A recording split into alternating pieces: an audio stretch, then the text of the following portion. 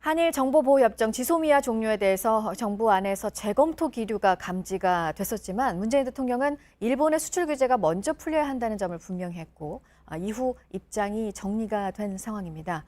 이 지소미아 종료 시점을 앞두고 한일 국방장관 간의 만남이 있을 것이라는 소식이 전해졌는데요. 보도국 연결해서 알아보겠습니다.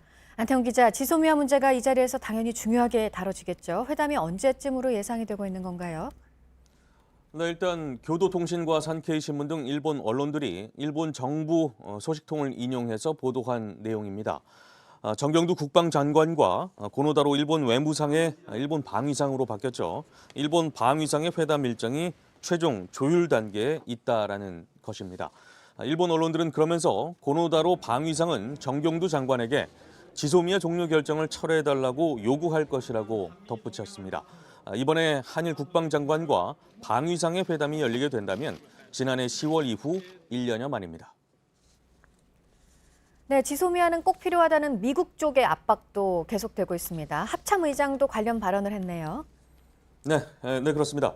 앞서 첫 번째 질문 때 제가 시점을 말씀을 드리지 않았는데 오는 16일부터 태국에서 아세안 확대 국방장관 회의가 예정돼 있는데 이를 계기로 한일 양측이 만난다. 그러니까 국방 담당자가 만난다. 그런 내용이었습니다. 네, 또 이어서 말씀드리면 마크 밀리 미 합참 의장은 보통의 미국인들은 주한 주일 미군이 왜 필요한지 돈은 얼마나 드는지를 묻는다라고 말했습니다. 이는 동북아 지역에서 미군의 역할을 강조하는 차원의 발언이기도 합니다. 다만 미 고위 국방당국자가 주한 주일 미군의 필요성과 비용에 대해서 미국 대중이 의구심을 갖는다고 언급하는 건 이례적입니다. 이 때문에 이번 주 마크 에스퍼 미 국방장관의 방한과 맞물려서 방위비 분담금 증액 압박의 연장선일 가능성도 있습니다.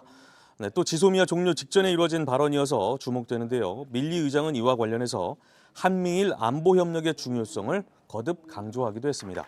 밀리 의장은 이번 주 한국과 일본을 찾아서 동북아에서의 협력을 증진하는 방안을 논의할 예정입니다. 네, 끝으로 최근 폭력 양상이 더욱 심해지고 있는 홍콩 민주화 요구 시위에 대해서 영국 정부가 자제를 촉구했다라는 소식입니다. 영국 외무부는 홍콩에서의 사건들이 매우 충격적이고 현재 벌어지고 있는 갈등을 매우 우려한다라고 밝혔습니다.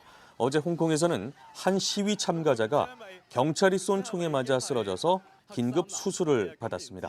이 밖에 새로 들어온 소식들은 잠시 후 8시쯤에 다시 연결을 해서 전해드리도록 하겠습니다. 지금까지 아침 엔 지금 JTBC 안태훈입니다.